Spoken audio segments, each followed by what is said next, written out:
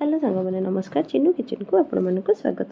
खिचुड़ी तो आप बहुत भेराइटर खाई चलते मुझे आपण मानक बेंगली मानक गोटे बढ़िया स्टाइल खिचुड़ी करके देखी जोटा उषुना चाउल और मसूर डाल तैयारी हुए।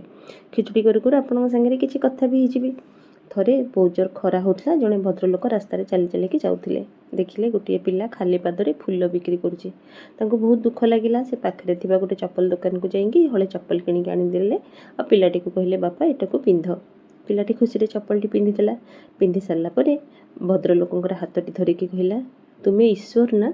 सेतबेले भगवान कहले ना बापा मो ईश्वर नुहे। सेतबेले पिलाटी कहला ताले तुम ईश्वरंकर बंधु बोधे हुए। लोकटी कहले कौन पाई। सेतबेले पिलाटी कहला काली राति मु पूरा भगवान को डाकी थी जे मोर पाद ना गरम रे बहुत जोर पोड़ी जाउची मते हले चप्पल किणिकी दियंतु। सेतबेले लोकटी पिलाटीर मुहटी को आश्चर्य के अनेइले आ भाविले सतरे भगवान को बंधु हवा आजिका दुनिया रे किसी कष्ट नुहे। तो सत कथा ना बंधु मैंने प्रकृति दुईटी रास्ता तैयारी करिकी जाइछि देई करी जाओ किंबा छाड़ी करिकी जाओ। ठीक कथा ना। देखो आपण मानक संगे कथा ही मोर खिचुड़ी भी कंप्लीट। आपण मानक जदि मो चैनल भल लगुच तो लाइक शेयर और सब्सक्राइब करदेवे। Thank you. जय जगन्नाथ।